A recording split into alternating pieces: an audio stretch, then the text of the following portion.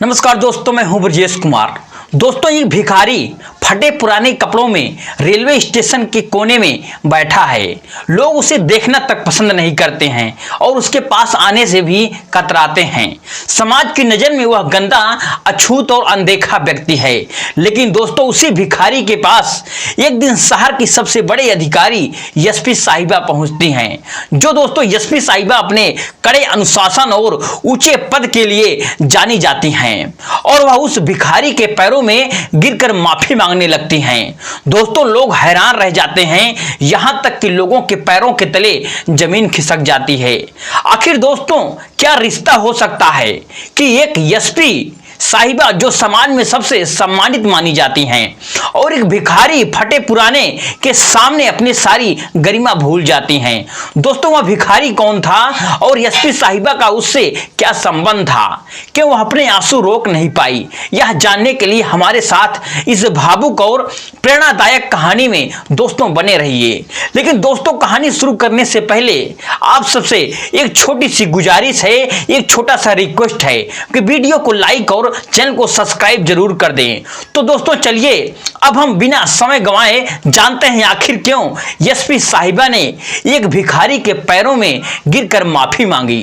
दोस्तों, यह जो कहानी है कानपुर के रेलवे स्टेशन पर हमेशा की तरह लोगों की भीड़ और हलचल से भरा हुआ था और प्लेटफार्म पर चाय और समोसे बेचने वाले कुली और यात्री अपनी अपनी गतिविधियों में दोस्तों बिल्कुल व्यस्त थे। और वहीं प्लेटफार्म के एक कोने में एक बूढ़ा व्यक्ति दोस्तों फूटा पुराने कपड़े में बैठा हुआ था। उसका चेहरा झुर्रियों से भरा और आंखें गहरी थकान से बोझल थी और वह कांपते हाथों से भीख मांग रहा था, लेकिन उसकी तरफ कोई भी ध्यान नहीं दे रहा था।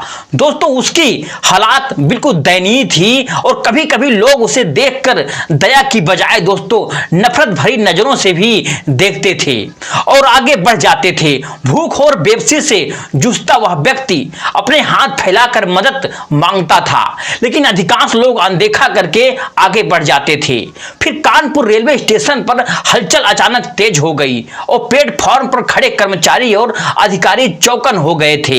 हर किसी की नजरें रेलवे स्टेशन पर के मास्टर के आसपास घूम रही थी, क्योंकि दोस्तों जिला अधिकारी एसपी साहिबा सुनीता शर्मा अपनी टीम के साथ वहां पर निरीक्षण करने पहुंचने वाली थी। आप सुनीता शर्मा अपनी सख्त और प्रशासनिक शैली और अनुशासन के लिए जानी जाती हैं। दोस्तों, कानपुर शहर में उनका नाम न केवल उन पद के लिए बल्कि उनके ईमानदार और संवेदनशील रवैये के लिए भी प्रसिद्ध था और हर कोई जानता था कि सुनीता काम के दौरान किसी भी प्रकार की कोताही बिल्कुल बर्दाश्त नहीं करती हैं।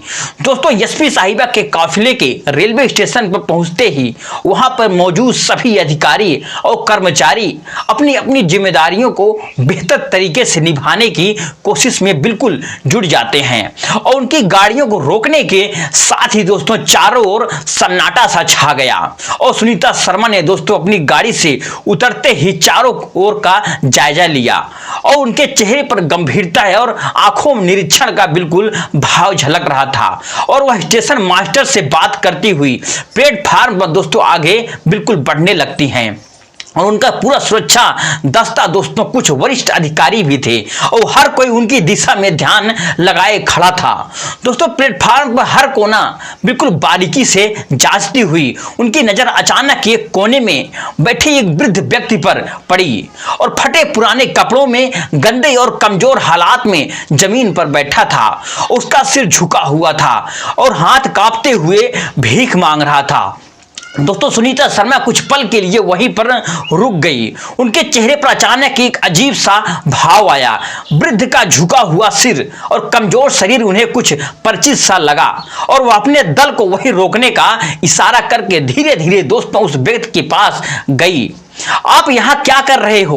उन्होंने दोस्तों धीमी लेकिन प्यार आवाज से गंभीर आवाज में पूछा।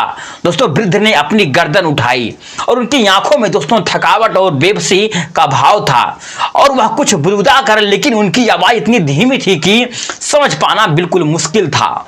दोस्तों फिर एसपी साहिबा ने उनके चेहरे को ध्यान से देखा और उनका दिल जोर से दोस्तों धड़कने लगा और उनके कदम लड़खड़ाने लगे और उनकी आंख में आंसुओं में दोस्तों बिल्कुल भर गई। धीरे से बुदबुदाहट आई और यह तो दोस्तों उनके पापा थे। उनका दोस्तों पूरा शरीर सुन्न हो गया। दोस्तों उनके सामने वही व्यक्ति था जिनके स्नेह और त्याग ने उन्हें इस मुकाम तक पहुंचाया था। और उनके पिता सुरेश शर्मा जो दोस्तों एक समय में एक सम्मानित सरकारी शिक्षक थे, आज दोस्तों इस हालात में हैं और भीख मांगते हुए बिल्कुल दिख रहे हैं। अब दोस्तों सुनीता शर्मा का मन बीते दिनों की ओर चला गया। उन्हें याद आया कि उनके पिता ने किस तरह अपने छोटे से वेतन में उनकी पढ़ाई और जरूरतों का ध्यान रखा और उनका परिवार खुशहाल था। लेकिन दोस्तों एक दिन उनके पिता एक सड़क के हादसे का शिकार हो गए और उस हादसे के बाद उनकी मानसिक स्थिति बिल्कुल बिगड़ गई और धीरे धीरे उन्होंने दोस्तों अपनी पहचान खो दी। और कुछ महीनों के बाद वह बिना घर में कुछ बताए हुए पूरे परिवार से दोस्तों उन्हें हर जगह ढूंढा, लेकिन उनकी कोई दोस्तों खबर नहीं मिली। फिर दोस्तों सुनीता ने उन्हें ढूंढने के लिए हर संभव प्रयास किया, लेकिन समय के साथ दोस्तों यह कोशिश भी आखिरकार धीमी हो गई। दोस्तों अब इतने सालों बाद सुनीता शर्मा के सामने और उनके पिता थे और वह तुरंत दोस्तों उनके पास बैठ गई और उनका हाथ थाम लिया। पापा यह मैं हूं, आपका सुनीता, मुझे पहचानिए। वृद्ध ने दोस्तों उनकी ओर देखा, लेकिन उनकी आंखों में कोई बिल्कुल पहचान नहीं थी और उनकी याददाश्त पूरी तरह से दोस्तों जा चुकी थी। फिर दोस्तों सुनीता ने अपने आंसुओं को रोकने की कोशिश की, लेकिन वह फूट फूट करके रोने लगी और उन्होंने दोस्तों अपने पिता के पैरों को पकड़ लिया और कहा, पापा मुझे बिल्कुल आप माफ कर दीजिए। मैं आपको इस हालात में अकेला छोड़ने वाली बिल्कुल भी नहीं हूं। मैं आपकी बेटी नहीं हूं। चलिए घर पर चलते हैं। दोस्तों यह दृश्य देख करके वहां के मौजूद हर कोई भावुक हो गया और सुनीता शर्मा ने दोस्तों अपनी टीम और स्टेशन के कर्मचारियों को संबोधित करते हुए कहा, हम सब अपनी व्यस्त जिंदगी में अपने परिवार और खासकर अपने माता पिता जो हमें पैदा किए हैं अनदेखा कर देते हैं। दोस्तों यह घटना हमें सिखाती है कि हमें अपने बड़ों का सम्मान और देखभाल करना चाहिए। अगर आज मैं कुछ भी हूं, लेकिन मेरी सफलता का पूरा श्रेय मेरे पिताजी को और मेरी मां को जाता है और उनका यह हाल मेरी असफलता।